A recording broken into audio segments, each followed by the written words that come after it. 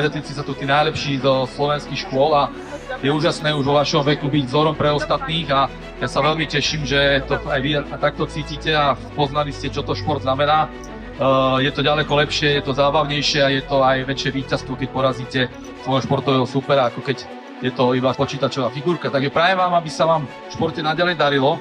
Takže všetko dobré prajem vám, vašim kamarátom a ešte raz veľká vďaka všetkým, ktorí vás podporujú. Ďakujem.